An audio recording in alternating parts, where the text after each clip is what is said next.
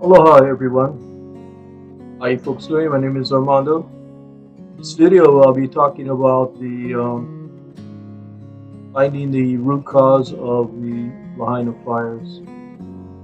Just to give you a little background, my mother grew up in Lahaina, um, and my grandfather was a postmaster there from 1915 to 1928. So, any news that comes out of Lahaina touches me very deeply, my heart. So, anyway, let's get started. Finding the cause of the Lahaina fires. Now, climate change did not cause Lahaina fires. I said it might have. I'm not here to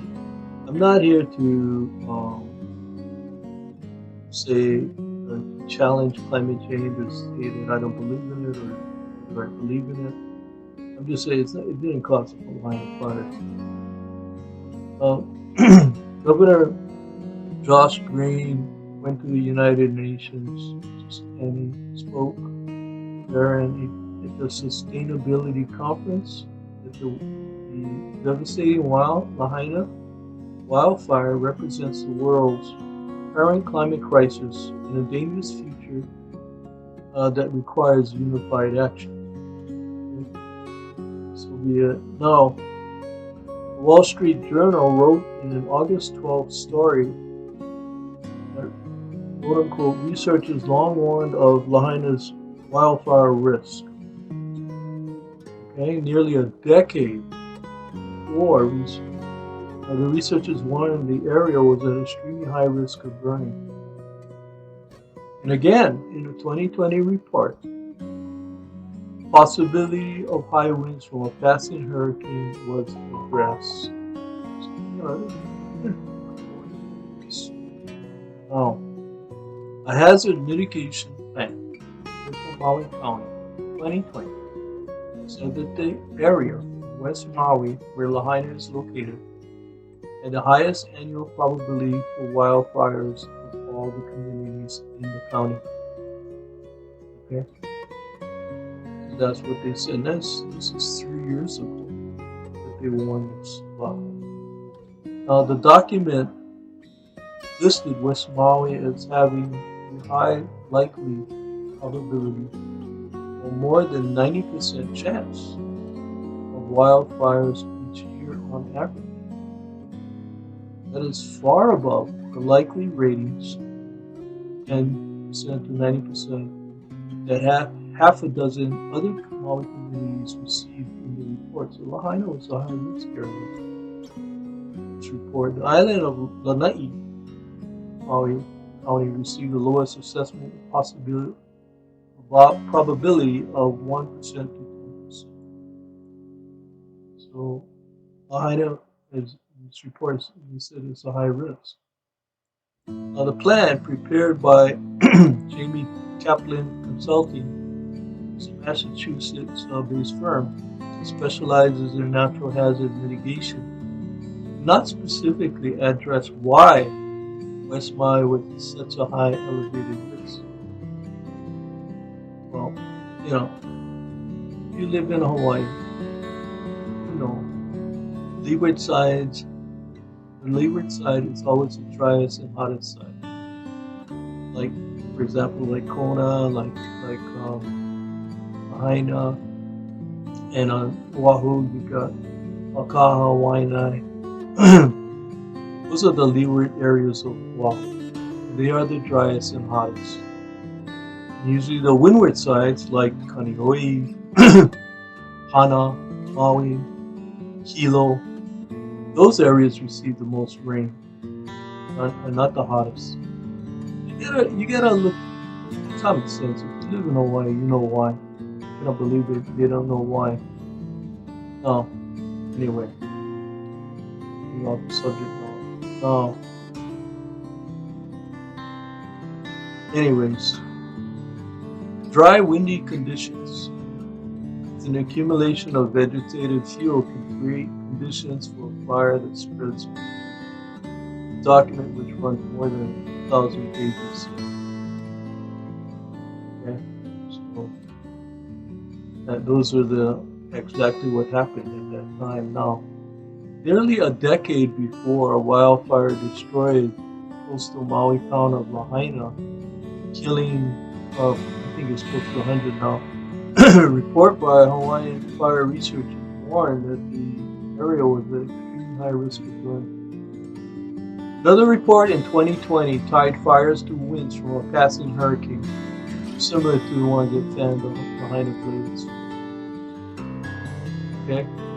Now, back in Congress, Democratic lawmakers, and I won't mention their names, because it's not politics, who blame the recent wildfires in Hawaii on climate change were largely silent in response to requests for comment when asked, while evidence showing the state's green power companies were responsible.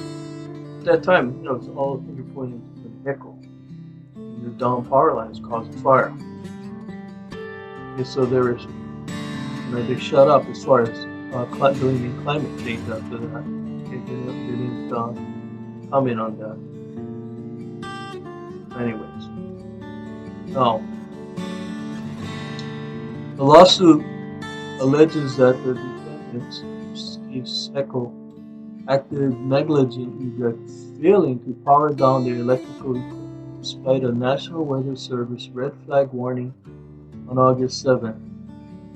Maui County said in a release announcing its lawsuit this last week. HECO has never powered down hurricanes, strong winds, or whatever. They never powered down the lines as far as I can remember throughout my life living on this island in Hawaii. They've never powered down. We lost power. We've had blackouts, but never powered down. So, anyway. This is what they said. Lawsuit further alleges Hawaiian Electric Company, or HECO, energized and down power lines, ignited dry fuel such as grass and brush, causing the fires. The announcement added. The lawsuit also alleges failure to maintain the system and power grid, which caused a systemic failure starting 3 different fires on August. HECO is fighting against this. They're saying the first fire, the firefighters put out was the actual cause of the destruction. They said the first fire, they said it was completely contained, 100% contained, but they didn't stay and they didn't wait to see what happened after that. They went to another location, but that fire in the afternoon. Now at that time, power lines are already down, and HECO claims that the power was lost to those down power lines at that time, so couldn't have caused the Lahaina fire, because that first fire ignited again, and that's what caused it. Well, anyway, there's a lot of debate over that going on right now. Now, in Honolulu, the Hawaii News Now, that's a news station that we have here in Hawaii. He said that the wildfires on Maui were fueled by dry invasive grasses that could lead to calls for better land management on Maui. I totally agree with that. I think we need better land management in the state, not just Maui. For example, like on the west side of Oahu, talking about the Makaha Valley, Waina, all those areas on the leeward side.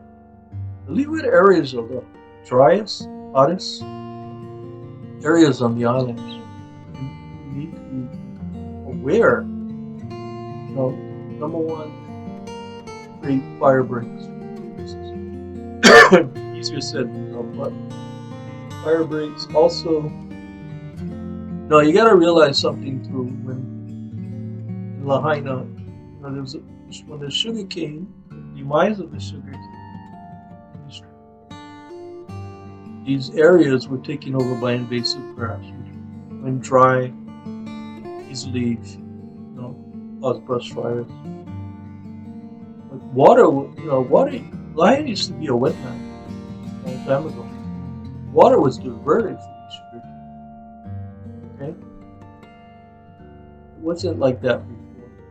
Olden days. And so, um, with the demise of sugarcane, I think we need better land management, fire breaks or whatever. And I think we need better land management in Hawaii. Period. You know, I'm not gonna go finger pointing like DLNR or whatever, but I think it's a lesson learned. We need better land management. And the thing about it is,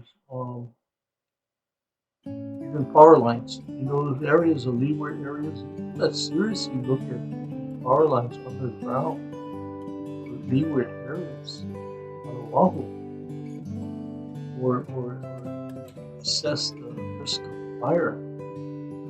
Any homes that are close by and that type of I think our legislature needs to act upon this. State legislature.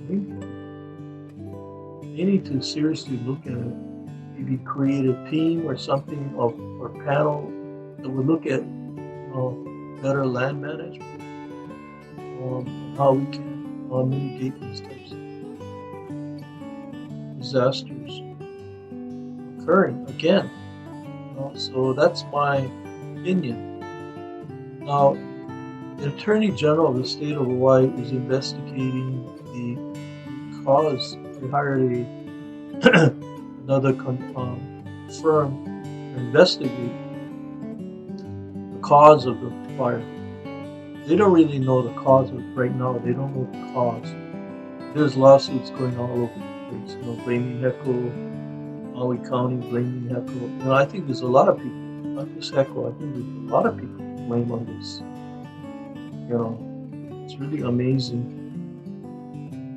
But I think we can prevent these types of disasters with better land management. We need to do that. And it's a wake-up call. Like I said, I'm not gonna say it's climate change. And I'm not here. Whether or not I believe in climate change or not is beside the point. That's another topic for discussion. But